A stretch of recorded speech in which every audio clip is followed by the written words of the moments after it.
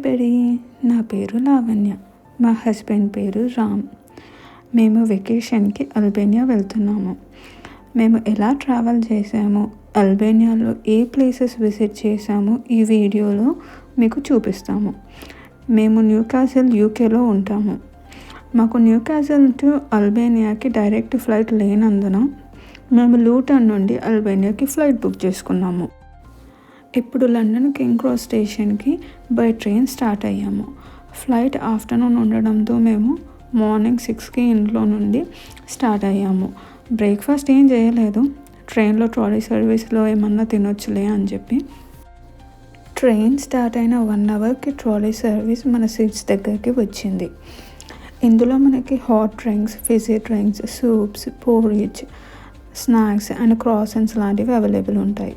మీకు నచ్చినవి పర్చేస్ చేయవచ్చు. Only card payments accepted.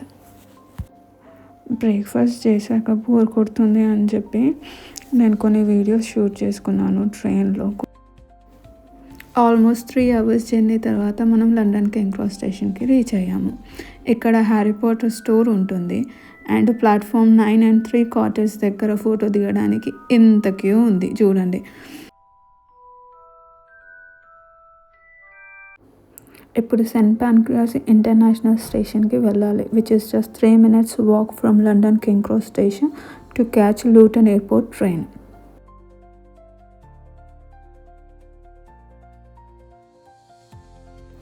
Finally we reached London Luton airport. Security process finish చేసుకునేసరికి boarding start అయ్యింది.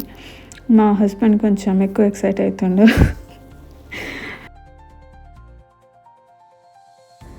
Flight take off అయ్యాక bore కొట్టడం స్టార్ట్ అయ్యింది. నేను ముందుగా మూవీస్ ఏం డౌన్లోడ్ చేసుకోలేదు, అలా అని నిద్ర పట్టలేదు. Only 3 hours flight and day time కాబట్టి. Later I realised movies download చేయందే మంచి పని అయ్యిందని. ఎందుకంటే మీరే చూడండి.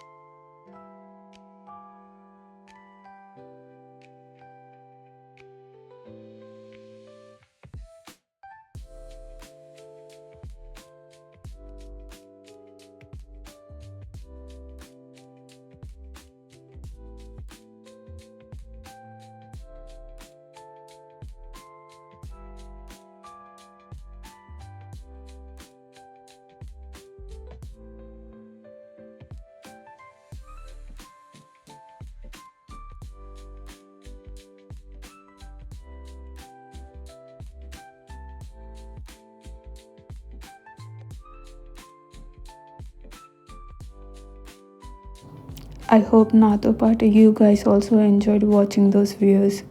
నిజం చెప్పాలి అంటే కెమెరాలో కన్నా రియల్గా చూస్తే ఇంకా బ్యూటిఫుల్గా ఉండే. అంతలోనే మనం తిరానా ఇంటర్నేషనల్ ఎయిర్పోర్ట్ అల్బేనియాకి రీచ్ అయిపోయాము.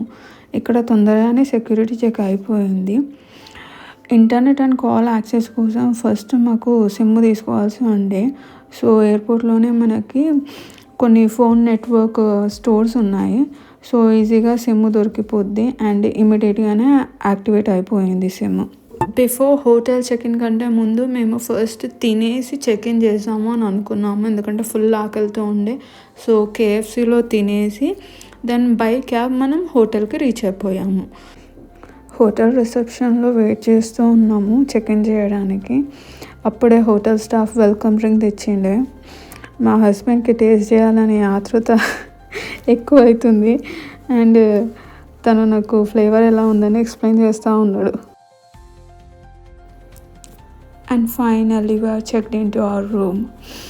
I was explaining the process how we reached అని, బట్ నాకు వాయిస్ ఓవర్ ఇవ్వడం క్లియర్గా అనిపించింది, అందుకే క్లిప్ ఆడియో పెట్టలేదు. మార్నింగ్ 2 మేము చెక్-ఇన్ చేసేసరికి ఆల్మోస్ట్ మార్నింగ్ 6 o'clock స్టార్ట్ అయితే మేము రీచ్ అయ్యేసరికి నైట్ అక్కడ లోకల్ టైంలో 7:30 అయ్యింది నైట్. సో ఫుల్గా టైర్డ్ అయి ఉన్నాము మార్నింగ్ నుంచి ట్రావెల్ చేసి. సో ఆ ప్రాసెస్ అంతా మీకు ఆల్రెడీ ఎక్స్ప్లెయిన్ చేసాను. నేను మీకు రూమ్ టూర్ చూపిస్తాను. So it's a 4-star hotel in తిరానా.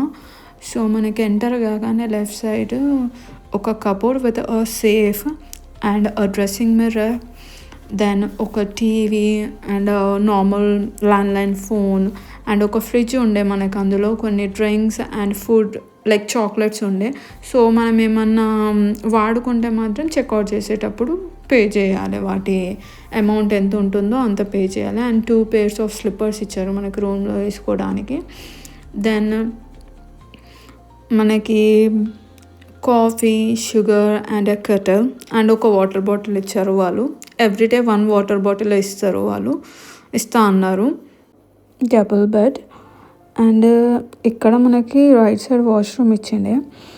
ఇందులో మనకి hair dryer, a big mirror, sink and towels. ఇక్కడ ఒక షవర్, స్టాండింగ్ షవర్ వచ్చేసింది అండ్ కమోడ్. వీళ్ళు మనకి 2 షాంపూస్ ఇచ్చారు, కానీ సోప్ మాత్రం ఒకటే ఇచ్చారు. 2 డెంటల్ కిట్స్. డెంటల్ కిట్లో జనరల్గా మనకి ఒక toothbrush and toothpaste చిన్నది and shower cap. Shower cap అయితే నేను ఫస్ట్ టైం చూస్తున్నాను, సో షవర్ క్యాప్ ఇచ్చారు. That's it.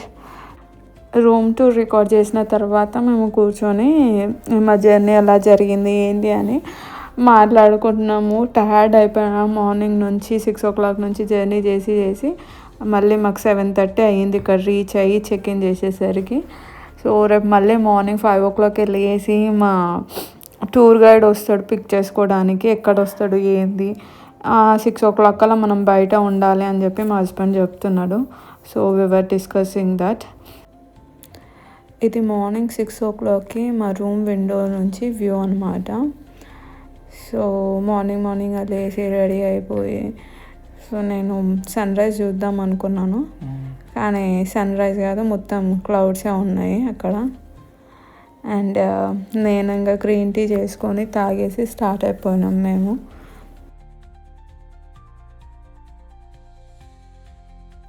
మా టూర్ గైడ్ వచ్చి పిక్ చేసుకున్న తర్వాత ఆఫ్టర్ 1 hour జర్నీ మేము ఇక్కడ ఒక లోకల్ ఫామ్ ఫ్రూట్ షాప్ దగ్గర ఆగామన్నమాట.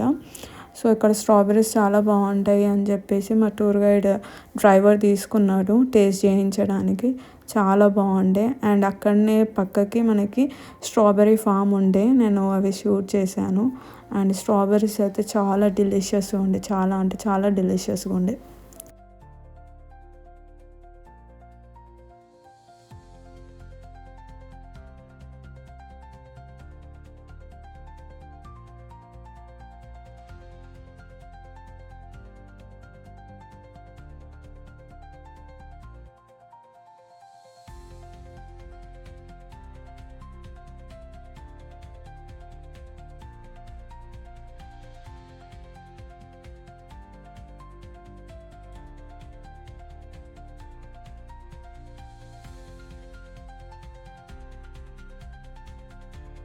ఇక్కడ కరెన్సీని లేక్ అంటారు, బట్ యూరోస్ కూడా యాక్సెప్ట్ చేస్తారు కొన్ని చోట్లలో. బట్ ఇక్కడ కార్డ్ పేమెంట్స్ అంత ఎక్కువగా ఫేమస్ కాదు, క్యాష్ క్యారీ చేయడం బెటర్. అక్కడ నుంచి ఒక 2 hours జర్నీ చేశాక మా డ్రైవర్ ఒక రెస్టారెంట్ దగ్గర ఆపాడు బ్రేక్ఫాస్ట్ చేయడానికి. సో అక్కడ క్యాప్చర్ చేసిన వ్యూ అనమాట ఇది. బ్రేక్ఫాస్ట్ చేశాక మా ఫస్ట్ డెస్టినేషన్ అయిన బ్లూ ఐకి మేము రీచ్ అయిపోయాం.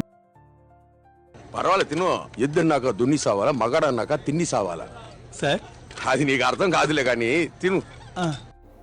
ఇక్కడ కార్ పార్క్ చేయడానికి 500 లేక్ కట్టాలి మనం పార్కింగ్ ఫీ.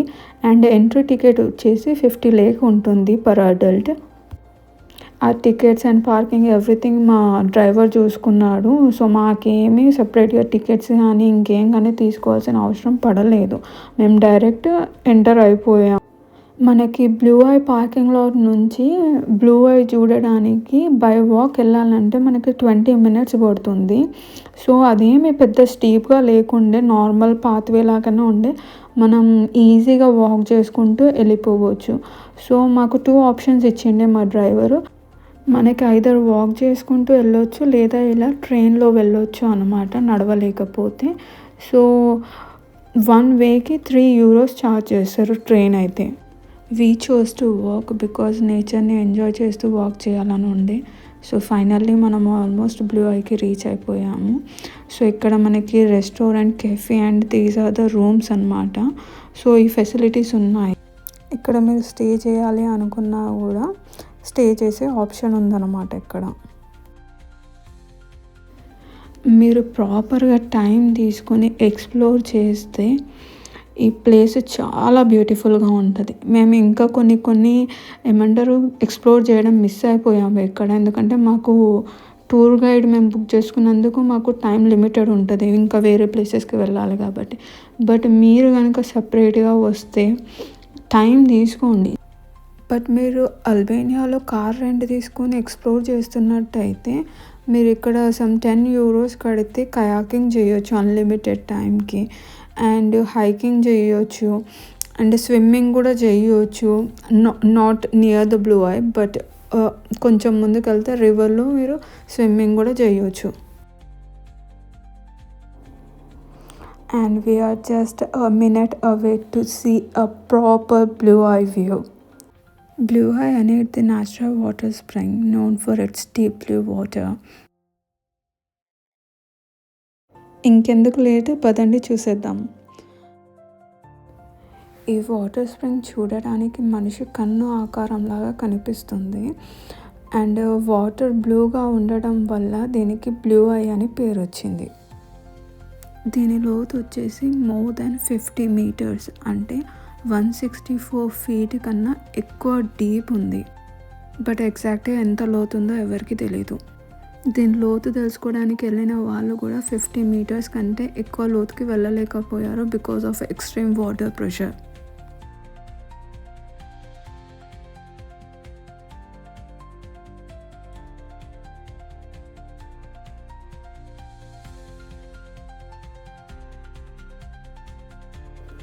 అండ్ మేము ఇప్పుడు నెక్స్ట్ డెస్టినేషన్ అయిన సామెల్కి స్టార్ట్ అయిపోయాము. ఇక్కడ నాకు అల్బేనియాలో నేను అబ్జర్వ్ చేసినంత వరకు వాటర్ ఎక్కడ చూసినా, ఏ కెనాల్లో చూసినా, ఏ రివర్లో చూసినా వాటర్ మాత్రం క్రిస్టల్ క్లియర్గా ఉన్నాయి. మనకి ఈవెన్ ఇప్పుడు చూసుకున్నా కూడా మనకు అంత లోపల ఏముందో అంత క్లియర్గా కనిపిస్తుంది. And after few hours journey we reached Ksamil. ఇప్పుడు ఇది ఇంత క్వైట్గా ఉన్నది, బట్ మా టూర్ గైడ్ ఏమన్నాడంటే ఇప్పుడు ఇక్కడ ఏమీ ఉండవు సామెల్లో చూడడానికి కానీ తినడానికి కూడా. ఈవెన్ రెస్టారెంట్స్ కూడా ఓపెన్ లేకుండా అనమాట. They are setting up everything for the summer now. Even ఇప్పుడు చూసుకుంటే అన్నీ ప్యాక్ చేసే ఉన్నాయి. ఓన్లీ 1 boat అనమాట. So we went on a boat ride. Proper season వచ్చేసి ఇక్కడ మేలో స్టార్ట్ అవుతుందంట. సో మేలో వస్తే మనకి రెస్టారెంట్స్, యాక్టివిటీస్ చాలా ఉంటాయి చేయడానికి. But at the same time crowd కూడా ఘోరంగా ఉంటుందంట. ఈవెన్ అంటే రోడ్స్ పైన ఆల్మోస్ట్ 2 hours, 1.5 hours అంతా ట్రాఫిక్ జామ్ ఉంటుందంట మనం ఒక చోటు నుంచి ఇంకో చోటుకి వెళ్ళాలంటే. సో జస్ట్ ఇమాజిన్ ఎంత క్రౌడెడ్ ఉంటుంది అని చెప్పేసి. సో యాక్టివిటీస్ చేయడానికి ఏమి లేవు కాబట్టి we just went on a normal boat ride అనమాట. సో తిను ఆల్మోస్ట్ మాకు సామిల్లో ఉన్న ఐలాండ్స్ అన్నీ ఆల్మోస్ట్ ఒక 20 minutes తిప్పి చూపించాడు అనమాట.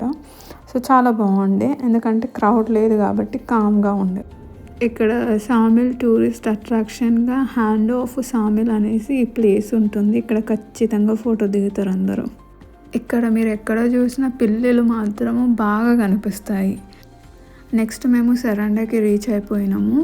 సో మేము సామిల్లో ఏమీ తినలేదు, ఎందుకంటే రెస్టారెంట్స్ కానీ అన్నీ క్లోజ్డ్ ఉన్నాయి కాబట్టి.